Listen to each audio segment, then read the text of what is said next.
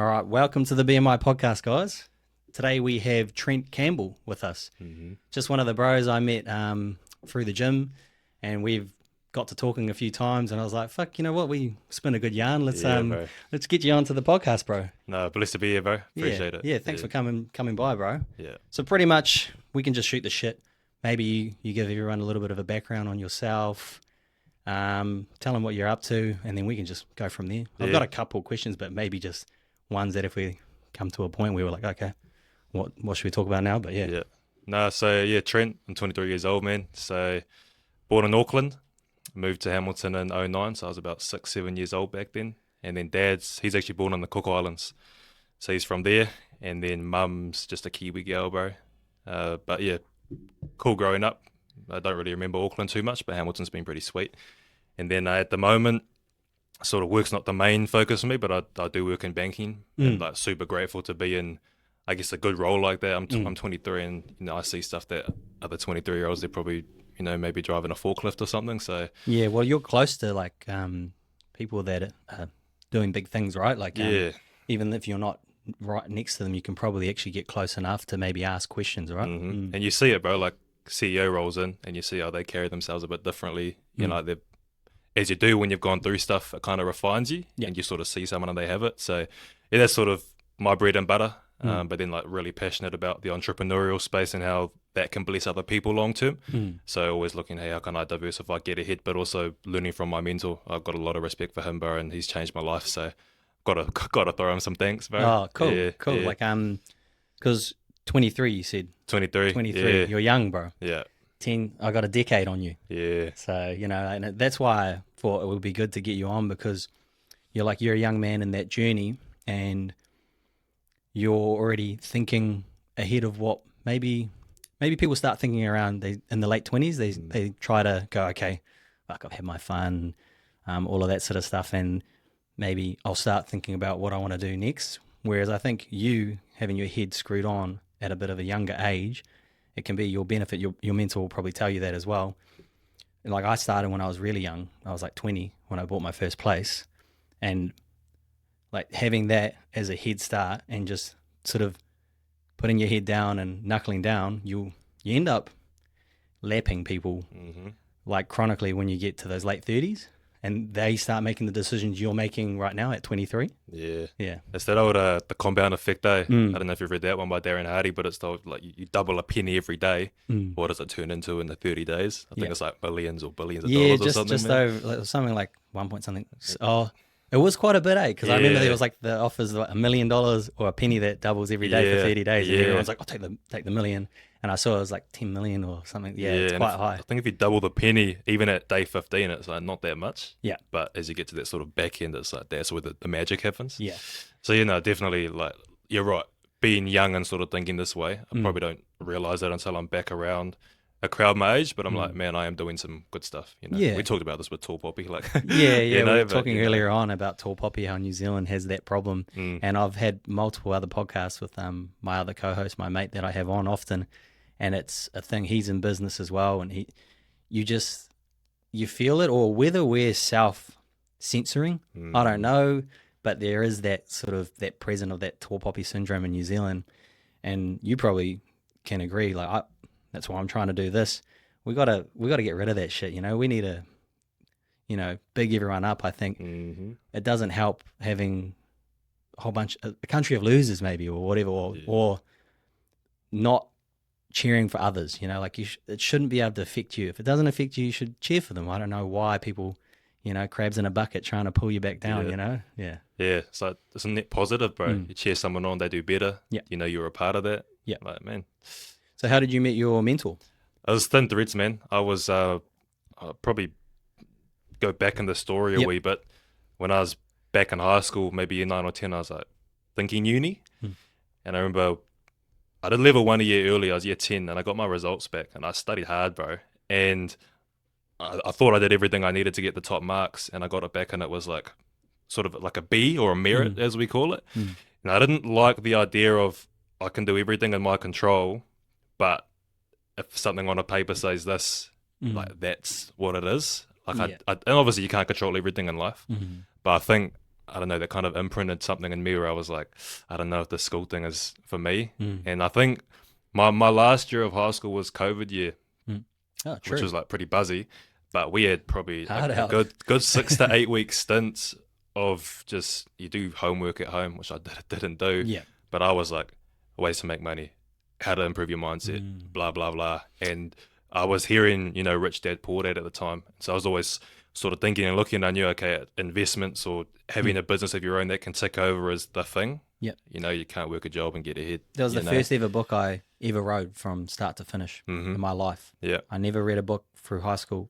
from start to finish, Yeah. ever. And I literally might have been 19 and I read that book and I was like, fuck, this is on. Like, I was 18, so Yeah. similar thing. yeah, But, and it also, it does just get you thinking, right? and then, make a long story short, I got back from overseas at one stage. I was sort of always looking for ways to get ahead, and I got a random phone call to go play at Hotapu Rugby Club, bro. So Jackson Willison, who was coaching at the time, he was mutual friends of my uncle. And when I was there, I met a bloke that I could see was a bit more switched on and moving in the right direction. And I don't know if you know what rugby culture's like, but it's, you know, on the booze, who's reading who, like all of that sort of carry on. And so when I saw old mate was sort of a bit more humble, but had a good head on him, I was like, man, what's he up to? Yep. And then sort of long story short, he was getting a nudge in the right direction, and the rest is history from there. Then he connected me to who's now mentoring me. Oh, cool. So cool. just a cool situation, man. Yeah. Lucky, you know, like not lucky more you're looking for it. But and that's how I also think of luck. I've been lucky many of times, but I think anyone can be lucky if you've got your door open and you're looking for those opportunities.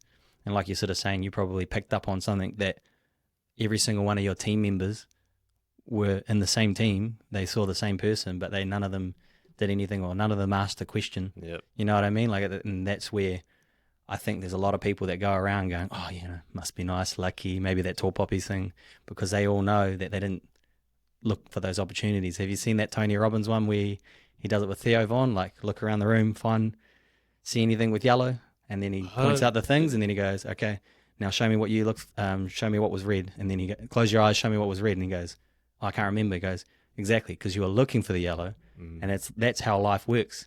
So if you're always looking for opportunity will always arise. Yeah. And that's sort of that mindset, and like you're huge on mindset. That's why I think you probably found your mentor, because you're looking for him. I agree, man. Like answers are reserved for the seekers. If you're looking, then you shall find. Yeah. You know, and like a dominating thought's going to present itself in your life, man. So what are you thinking about? You're going to see it. Yeah. You're 100% right. Yeah. True. So what do you, I guess you're more leaning into social media. Is that what you think your avenue is going to be, your future? Or you kind of, like when I talk to you, you're not that you're halfway out the door in banking, but you're understanding that that's your stepping point and you want to move to something else. What are you thinking there? Yeah. So like social media is a part of it, because I think like attention is a massive currency in today's world. So like, you know this. Yep. So the social media stuff I do isn't so much business related, but it's just how can I add value to people, because I genuinely get a kick out of that. And I love that sort of stuff, you know. But for me in the business space, it's more so like a massive industry to unpack, but product automation and distribution. Yep. And so you probably heard like supply chains or e-commerce thrown around before. But I guess when I got privy to that idea, it was really powerful. Two things is, one, if you can tap into the right infrastructure, you instantly get access to a global market. But the other thing is, it's one of those, like a lot of industries are changing, but if you can sort of leverage the right systems and the right people, you can start to limit and cap those overheads in a really powerful way. So don't want to get into too much jargon for the listeners, and sort of want to respect what I'm doing, but that's kind of like a rundown, bro. Yeah, cool. Like, so I guess, I got a question here. Like, have you ever had a role model that you looked up to when you were growing up, or is it sort of when you've come to the late teen years, it sort of started to become apparent that you were like, shit, there's so much more to this than following the beaten path, you know? That's a good question, man. I think for me, like a lot of people point to their dad, and I do too, but I didn't realize that until later in life. It's funny, eh? Like a lot of people don't have as much appreciation for for fathers, because they tend to be harder. Yeah. I'm guessing here. Yeah. You know, On the money. they tend to be harder on them, and you think that they fucking don't like you or something, you know, like, or it's actually the opposite. They care about you so much, they see more within you, right? I think, like we were saying before, I was the youngest of 4 siblings, so I'm the 5th. Sorry, I'm the youngest one, but because I was my dad's only boy, it was like, you know, he's gonna. You're the namesake, bro. Yeah, bro. So, but man, like, I believe people are doing the best with what they know. And when I now know what my dad knew and what he was doing with what he knew, it's like, man, I don't know if I could have done or got into where he's at. So, yeah, I'd say in hindsight, my dad's been a massive sort of role model for me. I'd say my mentor for sure, like a real good stand-up, solid dude. And then for myself, being faith-driven, like I always look to God and I look to Jesus, man. Like I've got to be honest, it's a big thing for me. Yeah. And when I open up the book that I believe in every day, I see here's a guy who lived with love and integrity, and that's what I need to do in my life. So that's, heaps of other people I could throw out there, like you got the Michael Jordans and whatnot. But well, rugby or something like that, man. For you, for rugby when you were younger. Yeah, awesome. Yeah, like it's cool to hear people talk about their fathers. I feel like we're in a day where, I don't know, like this might be a bit taboo, but it's the thing is where people are pushing like families apart at the moment. And I see there is this huge division between men and women and like what a role a father plays in a man's life. You know, I'm just speaking from me as a man with that experience and seeing a lot of my mates. And I think it's one of the hugest blessings is me having my father. Mum and dad still together, but like having my dad there, he's my guy that I actually look to, and I admire him for how hard he works. But I've got a bit of a weird situation. He's always been a hard worker, but never worked smart. So like, probably like with you, I've taken what I can learn from dad, and I go, okay, like you said, that's all he knows. He's done as good as he can with what he knows. It's up to me to go beyond that and level up past that and expand my knowledge. And that's where I think, and now I'm helping him out, which is quite a cool little full circle event for us. But yeah, that's just, it's cool to hear that, you know. What do you reckon's the biggest lesson your dad's taught you? I don't competition, bro.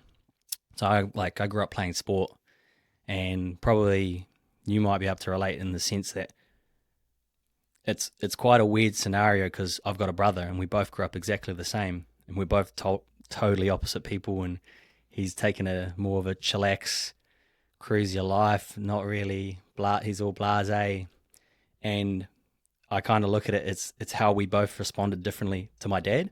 So we got the same treatment. It was like, fucking go, you suck, you can do better, like properly like up our ass, like you can do better, like pushing us to the limit. And for me, I was just like, fuck you, I'll show you. And for him, he was just like, fuck you, I won't bother. That's like, it's quite weird to be now when I'm 33. Me and my brother are still close, but fuck, if you met him, you'd be like, what? Like, trust me, like everyone goes, that's your brother? Like, interesting how the same thing can go two ways for two different people, eh? Not that it's good or bad, but it's just really, like, I've always thought about that. That's well, like, have you heard the story about like the two sons that had an alcoholic father, and they go, and one became super successful and one became the alcoholic, and then they ask both of them, they go, well, how come you ended up the way you ended up? And they both had the same answer. Well, because my dad was an alcoholic. And then the successful one was because my dad was an alcoholic. I didn't want to be like him. The other guy blamed him and became him. So it's sort of kind of it's up to you to make that decision on how you deal with the shit. So I feel like everyone has some sort of shit. Some people are blessed and don't have that, but very few don't. The brown stuff doesn't discriminate, bro. It'll hit you with whatever you are, man or woman. You know? Exactly, so. Bro. Yeah, and it's kind of, that's where you can make that decision. And I don't know whether you can relate at a certain point, or you know someone as well that you were fucking boys with, buddies, and then they make the wrong decision, totally different path. You know, I've got a few of those friends, you know, from when I was younger, cousins, you know. 100%, bro. 100%. And even you can probably say the same about looking at your life. I can see moments where I'm like, man, that could have gone off the rails, but it didn't.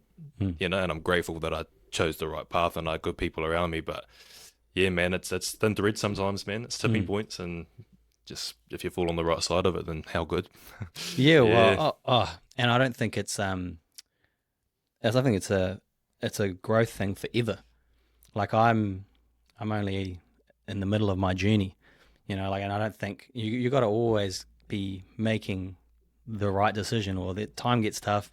You can choose the lazy route. I'm constantly battling with that for myself. Like, when is enough? I get people telling me to slow down. I get it all too often, and it's quite hard to trust myself and actually go, nah, and block them out, because I am tired.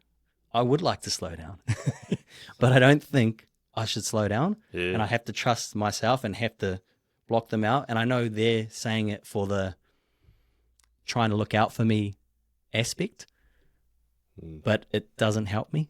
See, it's coming from a different context, but maybe not the right context. Take it with a grain of salt. Yeah, and that's what I have to do. And once you sort of, I guess, get your mindset going, and you have the ability to kind of go, yeah, thanks, appreciate it. And they actually are saying it from love. Yeah. They do go, man, it's because they're almost projecting. They're like, fuck, oh, I can do that. It's like, well, it's hard, but I'm enjoying it. And I keep telling them that, then it's enjoyable 90% of the time. Yeah. Yeah.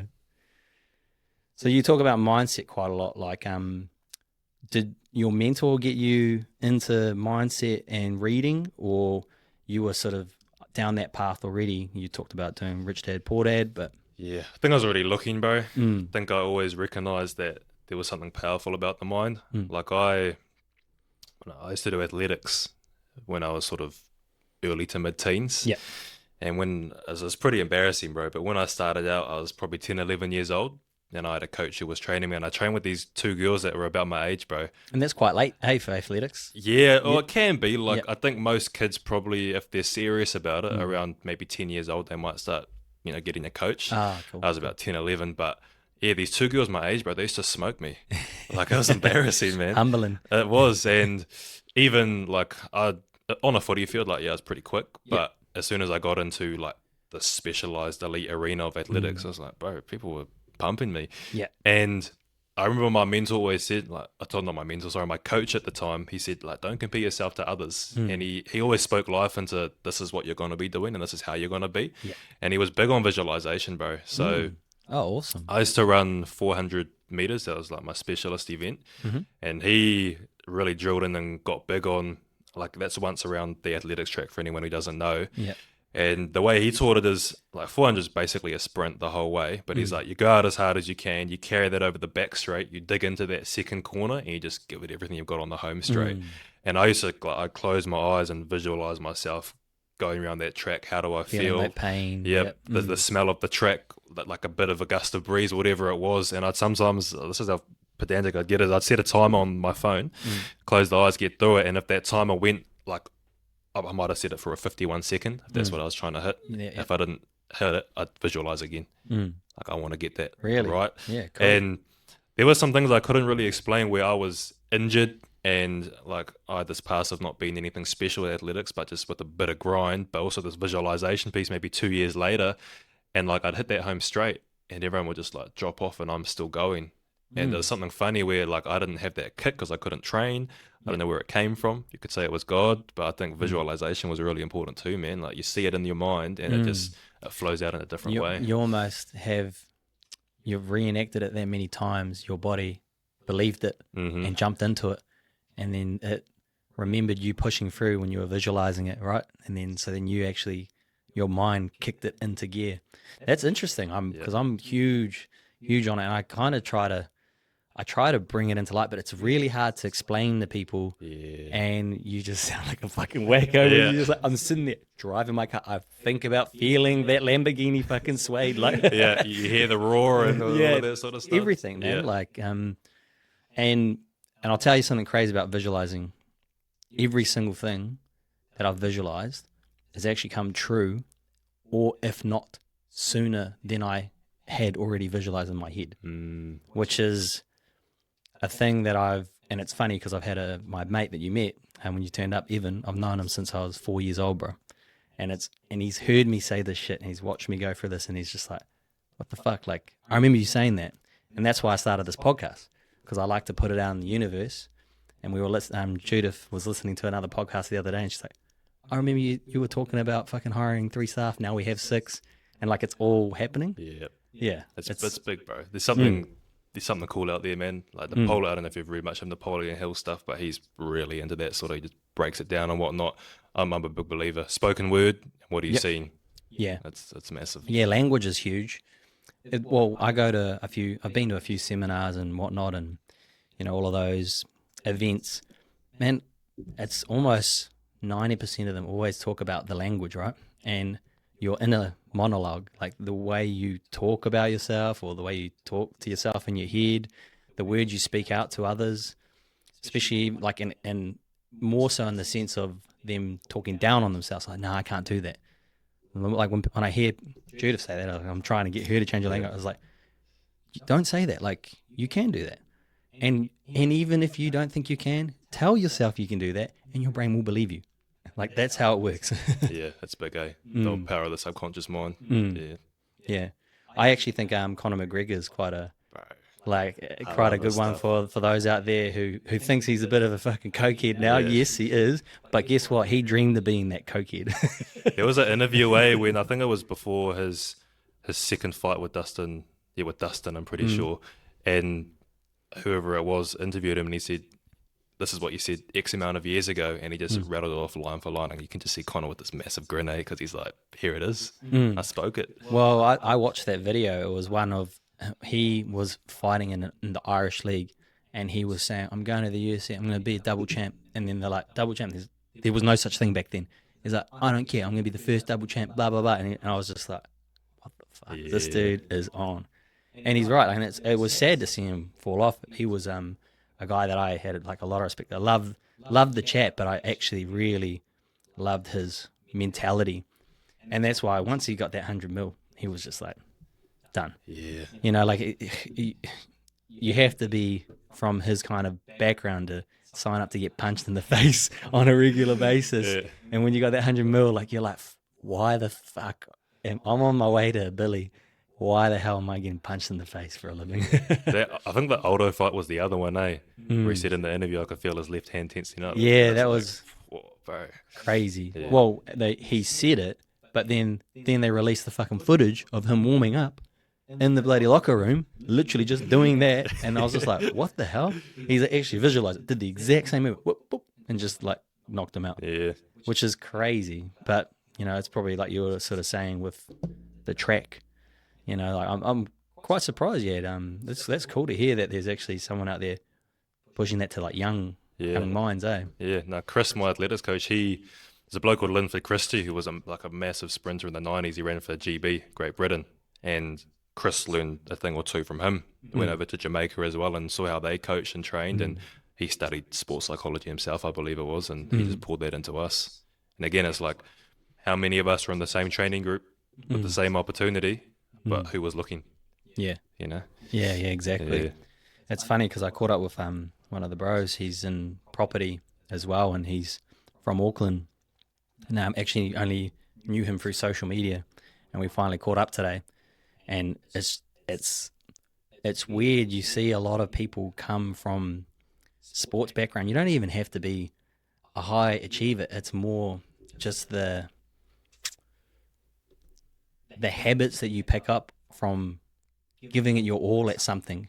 And a lot of people that come from sports that actually are quite competitive or develop that competitive mindset tend to transfer it over to business quite well.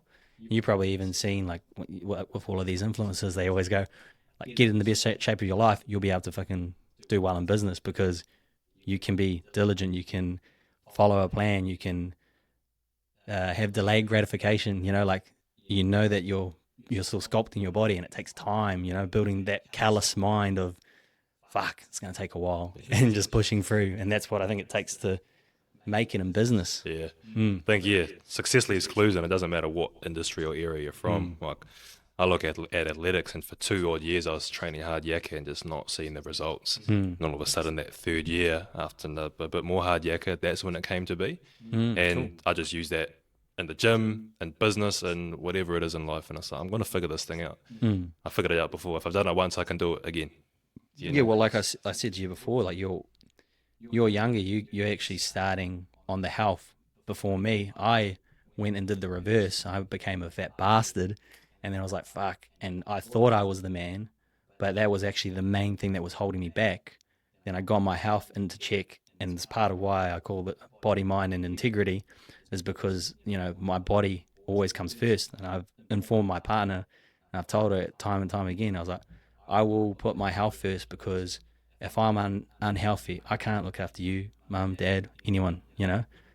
If I can't look after myself, you know, health is huge. And I think it's good for longevity. And a lot of people don't, what do they say? It's like, health's your last thing on your mind until it's the only thing on your mind. When your fucking health is gone, it becomes your only problem. Yep. You know, like it can be a problem in the background just floating there until literally knocking on your door. It's the only thing you think about. You don't think about work when you're going for fucking cancer or anything like that. No one's thinking about that stuff. They're thinking about surviving that. Yeah, did you ever wake up call on that journey? Mine was just fucking huge, bro. And for me, it was, I don't know, like it was weird too, because I had a weird one where I didn't actually look at myself in the mirror. I was 130 kgs, like only 6 foot. You know, that's big boy. And put him in the front row, mate. big boy. Nah, fuck. I didn't even play rugby there. Like that's what's crazy. And I used to be an athlete when I was younger. And I think it was after taking a year off after I built this development, I didn't work, and I just really I don't know, like it was an ego thing. I thought I was a man, and then I kind of had to look at myself in the mirror and go, bro, like you ain't the man.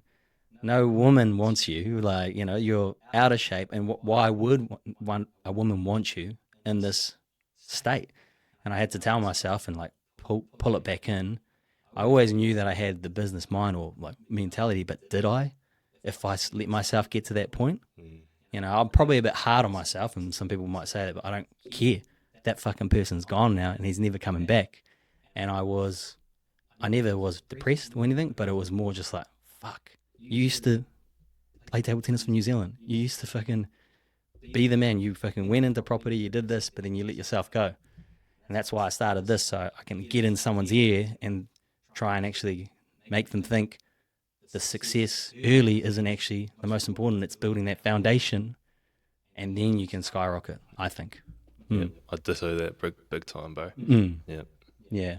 And it's hard for people because you justify to yourself, oh yeah, I've got success in some areas, but it doesn't matter in my opinion. That's my opinion now.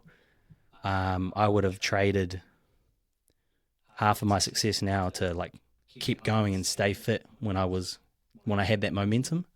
I kind of fell into the momentum, thought I was the man, had a property at 20, was doing a development at 22, you know, like doing this, had 2 properties at 23.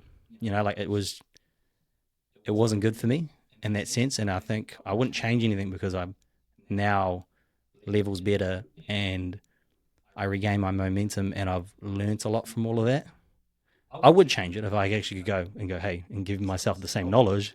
But like, bro, don't do that. Yeah. Neat, man.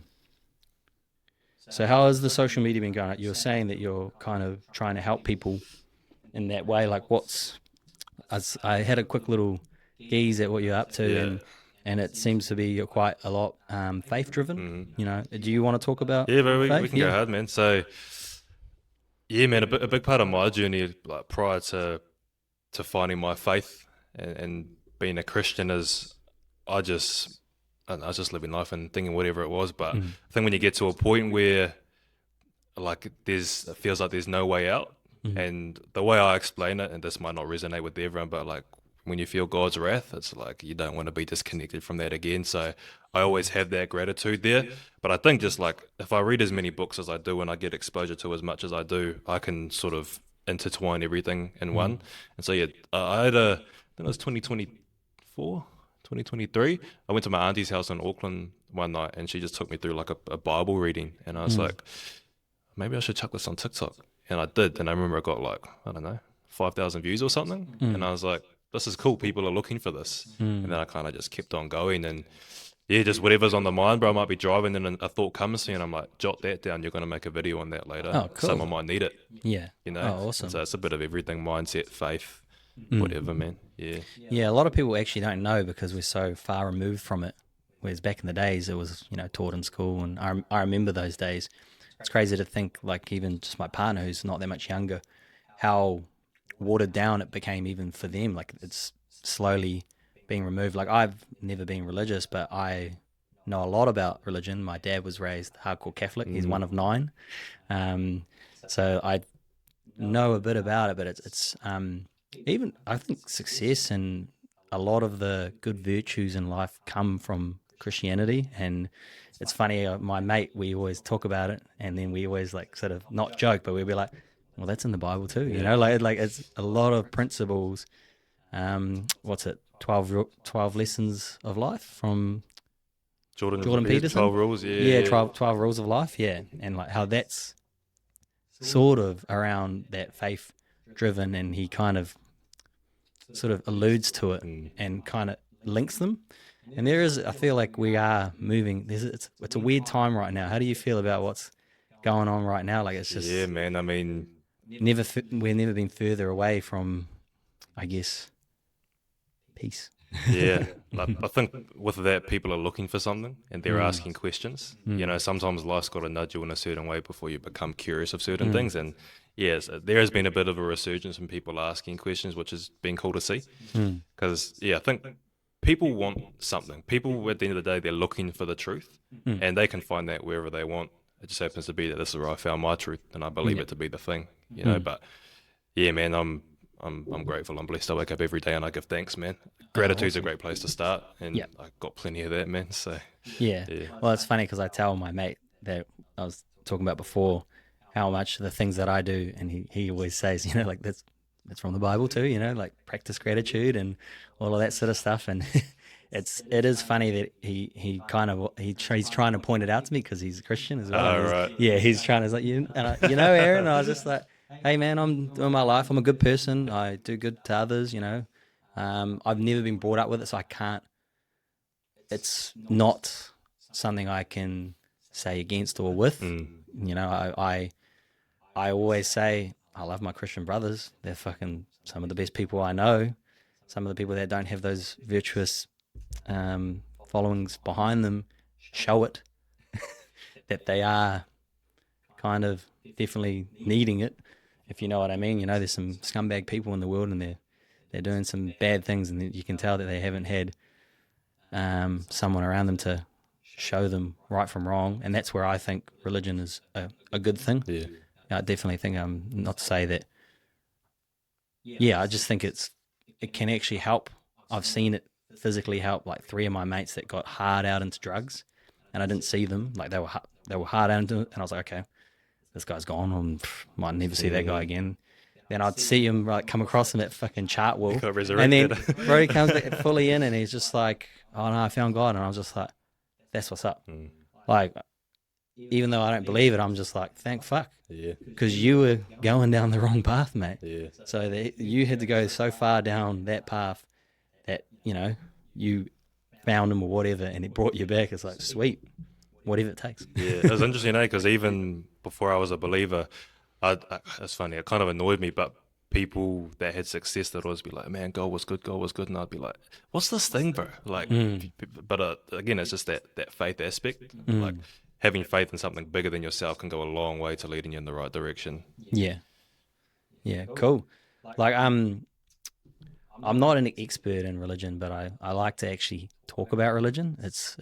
I find it interesting. I like to actually talk to people about other religions too, and I find it very interesting, sort of the things that I can cherry pick from them and how they hold themselves. And it's a bit of a weird one. I don't know if I should get into it because my dad. My dad, he's one of the ones that gone against it. He didn't like I'll give you an example. Like, he didn't like the intentness, or what he would call the manipulation through forcing the kids into it. And he called it like brainwashing, and he didn't like that being forced upon him, and he kind of, I guess, rebelled. So it was kind of weird, like growing up having a hardcore Catholic family. So all my mum, my dad's side, one of 9. So meeting all of them, all of the cousins and stuff, and us not being it. Not that we weren't ill-mannered or anything like that, but some of the things that we did, like I remember getting checked on, like making fun of Dad, like don't speak to your father like that or something, like, and like Dad's just like, we just joking, like literally, like, but they were real serious. And I think he says a few things that it's just like, it's an interesting for me, whereas I would say I'm more religious than him, even though I'm not. But he's just sort of like, I think he might have had it too hard when he was younger, and he kind of rebelled, I guess, if you will. Yeah, it's a shame, mate, because I think that's like with any religion, or even like you look at some parents who like, they try coach their kids hard out in sport or something, and they just don't want a bar of it by the time they leave home because they've just been drilled and drilled. And I think, like at least speaking to my story, is when you're in a situation where you're open and receptive to something, that's when it's powerful. Like if someone tried to force business acumen upon me when I wasn't looking, like, bro, get out of here, I'm just trying to enjoy my food. You know, so I think just that openness and timing's massive, Timing's massive for people. Yeah, that's a good point, Like I think that's something that I think he might hold resentment for, was that they probably could have gone about a different route to get him, because all that, like their thing was all of the brothers and sisters, all a part of it as well, and him and his little sister, so the 2 youngest were kind of like not really with it. And I think maybe because maybe my grandparents were like, all of them did, why aren't you? And then hard on them sort of thing. I don't know. Yeah. It's interesting, because I didn't grow up in a religious family, so it's like that again is a whole other dynamic in itself. My dad grew up Catholic, but he's probably not practicing.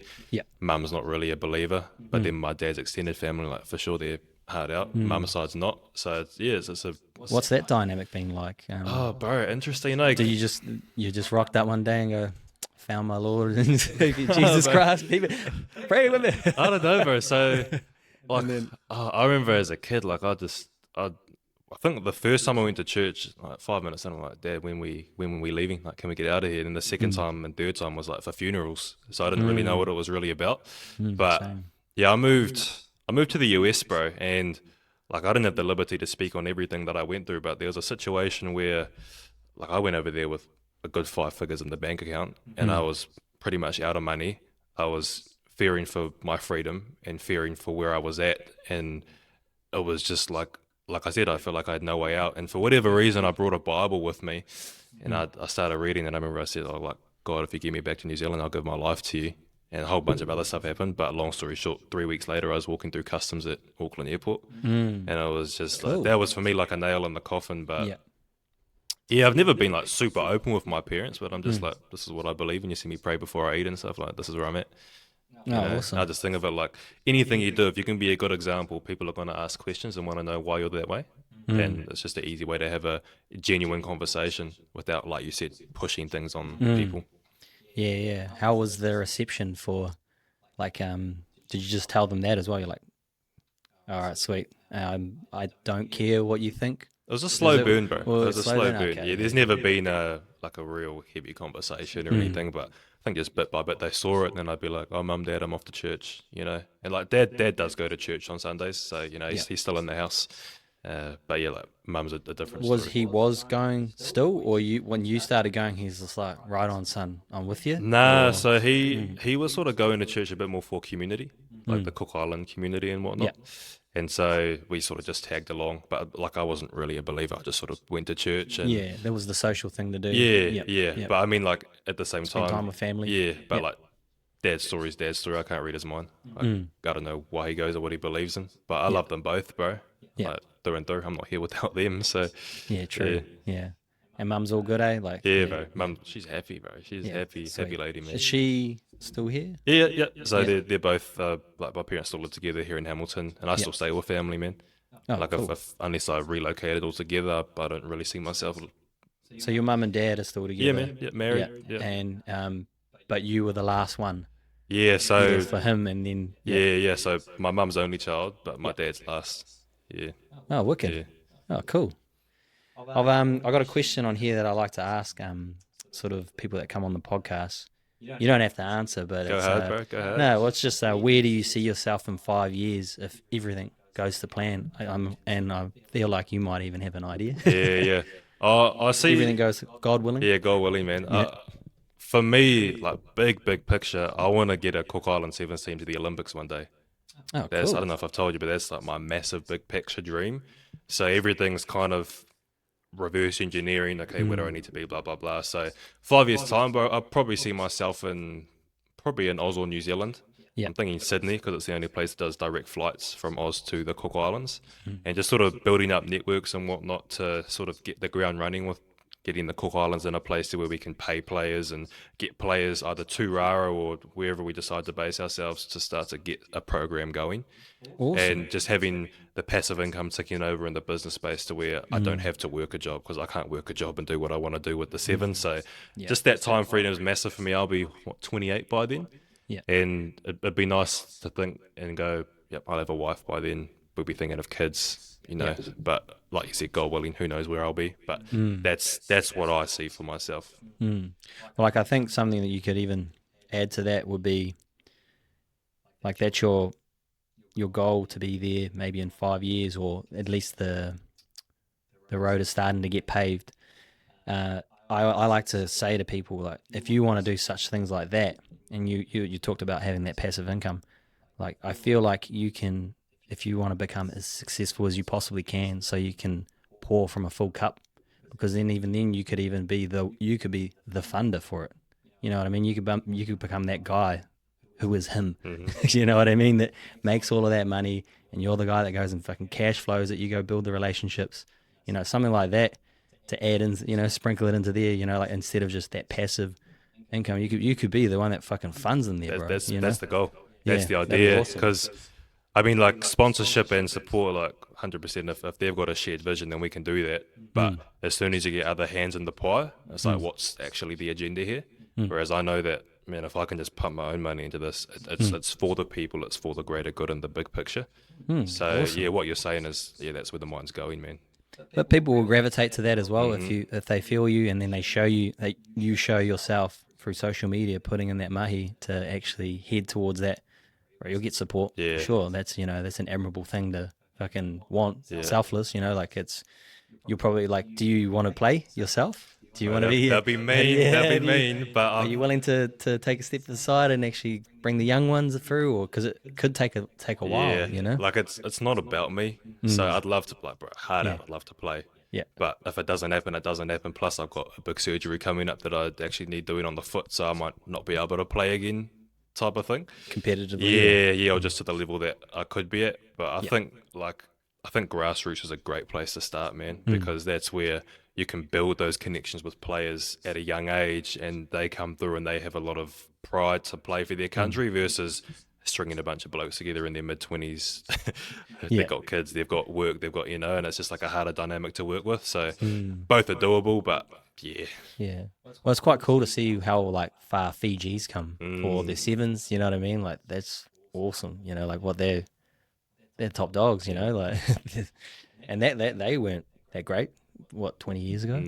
They were pretty. Well, they've always been good, but I mean, they never broke through to for sevens. Yeah, or like Olympic golds, bro. Yeah, like golds. They've got it now. Yeah. But yeah, one big thing I'm gonna do too is document the whole process.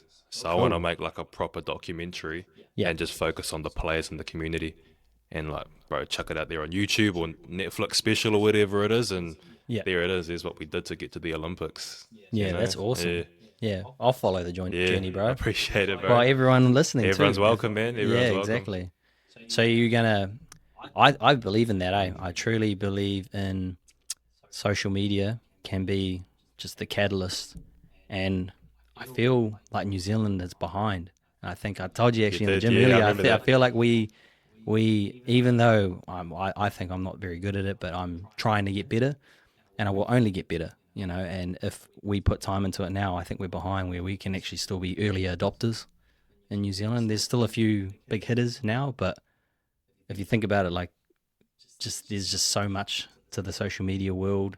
And like you said before, while you started, if you provide that value, you know, like, and you're willing to have that delayed gratification, you will probably get the following that will follow you for that, you know, instead of, I find it hard. I struggle with all of the fast moving, all of this sort of shit, and it can be fucking like draining.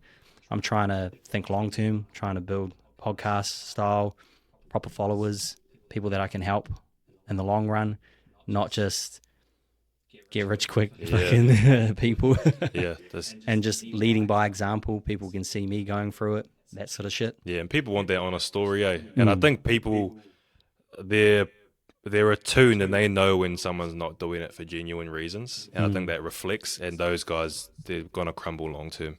You know, like everything you've said is, I think, the right way to go about it. And I think people will see the value too. Also, like learning their skill set. It's a skill set as well, I find. And for me, I've always been good at having like really good relationships with people and building relationships through business and all of that. But then just going to one-on-one and trying to build that connection with someone without them there, that's my thing that I've struggled with the most. Just being candid, you know. It took into a camera, right? So it's like, man, how can I get enthusiastic about? But you just picture who's on the other side of this. Who am I adding value to? And I'm just like, man, let's go. Yeah, hard out. Do you got any questions for me, bro? I think that's been a real good podcast. Yeah, man. No, everything I throw out to you, really. I think. I'll throw it back to you. Where do you see yourself in 5 years? 5 years. So I would be 38. 38 G's. Scary. Unk. Already unk. Yeah. But I would like to think I've always had ambitions to move out of Hamilton. I'm born and raised here. I always told the other half, I said, no matter what, I want to get to somewhere in our business where I can just go away for a year, experience a different culture, whether it be Aussie or anything, just small, just for a year. I don't think I can class myself as successful if I haven't left my hometown in my own head. That's a thing that I've told myself. So I'd like to say that I would have had at least done a 1 year stint somewhere, whether I go over and have a working holiday over in Aussie, who knows, Bali, something like that, Thailand, do something different, and so that I can, I guess, confirm to myself that I was right. I knew that, you know, I made the right decision when I was younger to knuckle down and put off all of the other things that everyone was chasing in those younger years, going overseas, traveling, going to Europe.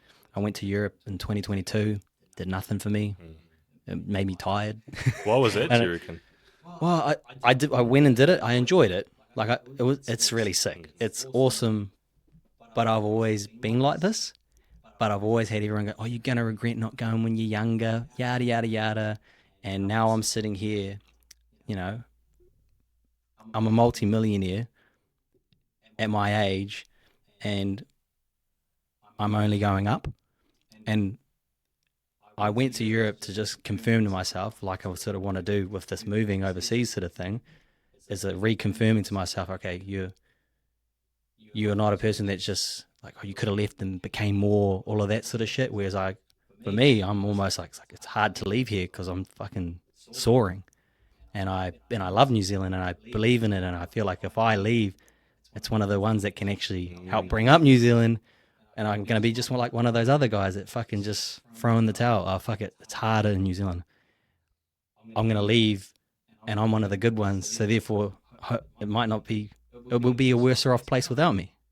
That sort of mindset. That's interesting, bro. I really like the way you think there. Yeah, because like I feel, I don't know, like I know I could go over there and be swimming with the sharks, and it would probably make me amplify or whatever. But am I running away from my country? I love Kiwis.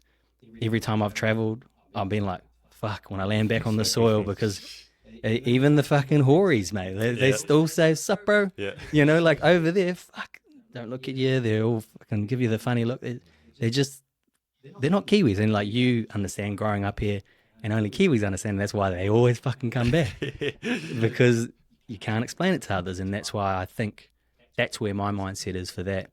And I want to have my Mum will be retired. She's pretty close to that. I've got her close to that. I'm already in the middle of that. Working with my dad would be a cool one for me. I want to bring my dad into my development business and not have him working so hard building shit. He's going to be in retirement age, but I want him to be my my quality control manager. So someone who comes in and just tells people off and tells them to fix shit. You know, that's what I want for him. That's my own selfish thing. He might not tell me to get fucked. Well, you know, I will be his boss. Yeah. He struggles with that still. Yeah. The plot thickens, eh? Yeah. The plot thickens. But yeah, so that's sort of where I see myself. Lamborghini, yeah, I will have it. Yeah. It's done. Yeah. It's done. Yeah, that's written in stone. Yeah. I already told you because we just bought a new car. That's our first ever treat we've ever given ourselves since we've been working hard. And I said, she's like, oh, what color do you want? I was like, you pick, because you don't get to pick one. My one. Yeah. Speaking of, bro, I'm getting a new car tomorrow, actually. Oh, yeah, no shit. Yeah. Also, old new car, but Yep. like, I'm looking forward to it, bro. Oh, cool. Yeah. What are you getting? It's a 04 Camry, but it's bro, those things are indestructible. They go forever. A workhorse, A mate. workhorse. I managed to, because I was looked at one at a dealership maybe almost a month ago, and it's going for like $6,000. Had pretty low mileage, I think 113,000 on the clock, and they wouldn't budge on price. I was True. trying, but yeah, hit up a guy and trade me in $2,400. Privately owned. Yeah, Yep. 2,400. He said, yeah, it's deal. Hey, you going to flip it? I was thinking about it, but like because of surgery coming up, I genuinely need an auto. I Yeah. drive a manual at the moment, so Oh, I yes, use yeah, it as a you would. runaround. Yeah. Yeah. No, well, like we're pretty happy. It's our first ever brand new car. I never thought, I even told myself when I was young, I'm never buying a brand new car. But it comes with fucking 7 years, unlimited K's warranty. It's only 40 grand. Like it's actually really cheap. It's that one of those super hybrids. Yeah. And I was like, because of how busy our business is and the amount of kilometers and fuel that we fucking go through, I was like, okay, this is a justified purchase. It's a justified purchase. We get to claim all of it, the GST back and the 20%. So Yeah. Yeah. They'll give me a squiz when we go outside, but I didn't actually have a proper nosy when I drove in. yeah, no, it's in the garage, bro. Ah, so, okay. Yeah. Yeah. Well, fuck, thanks for coming on, bro. That's mean, bro. That was mean, eh? Awesome. How'd you think? How'd you find it? That's cool. Bro, keep Yeah. doing your thing. Like, Yeah. people need this in New Zealand. Obviously, there's, what is it? Between two beers. Like, that's a pretty cool body. Yeah. But, Yeah. bro, like, keep getting people on. Spread Yeah. the word. I only found out about this because of old mate Kane. Yeah. I met in the food court, bro, you Yeah. know? So, Yeah. that's how we wound up here. But keep doing it, man. Like, I really respect it. Oh, thank you, bro. Like, and when I saw you, like, I've been hard on myself this year because it's fallen off this year entirely. But when I said it to you, and that's why I was like, fuck, I'm following through. I've already got another guy lined up. I'm going all in on it this year because I have freed myself up a little bit. I'm only one man. I can only do so much. Yeah. So, but now this is something I actually really want to do. And I love property and I would love to help people. So, yeah, I appreciate that, bro. Yeah. I will keep going. Mean, bro. Cheers, brother. Mean. That's awesome.